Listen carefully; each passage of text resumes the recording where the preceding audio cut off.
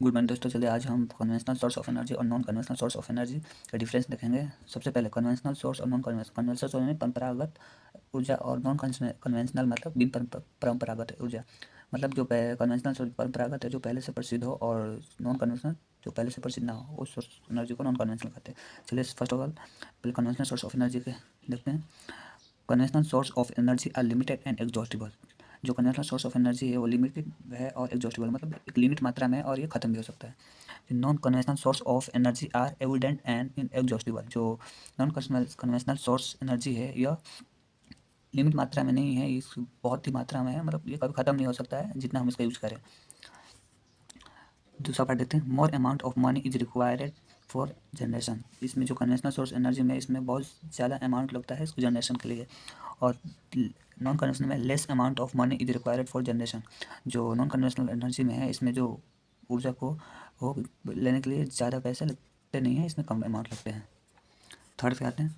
Conventional source are of energy cause pollution. जो conventional source of energy है यह pollution produce करते हैं। Non conventional source of energy cause little or no pollution. जो non conventional source energy होती है यह ना के बराबर पॉल्यूशन क्रिएट करते हैं। चौथे पे आते हैं। Conventional source of energy or renewable. जो non renewable conventional source of energy है वो नॉन रिन्यूएबल है, जिसको हम जल्दी से रिन्यूएबल नहीं कर सकते हैं, मतलब उसको उत्पन्न नहीं कर सकते।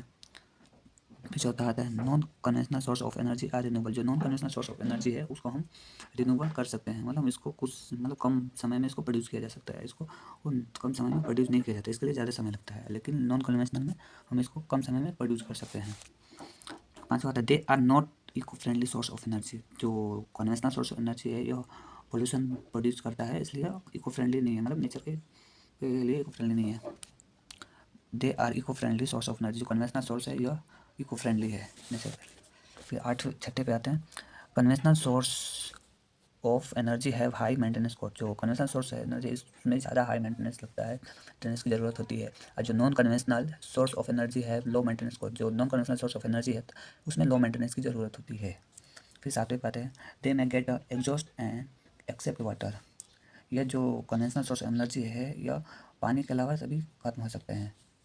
रिन्यूएबल इन एग्जॉस्टिबल। जो दे आर इन एग्जॉस्टिबल। जो ये non conventional source of energy है यह ख़त्म नहीं हो सकता है, मतलब अनलिमिटेड है।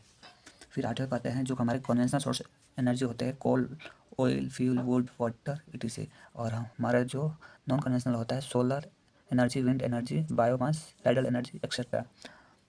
ये हमारे कन्वेंशनल और ये हमारे नॉन कन्वेंशनल सोर्स एनर्जी है। Thank you.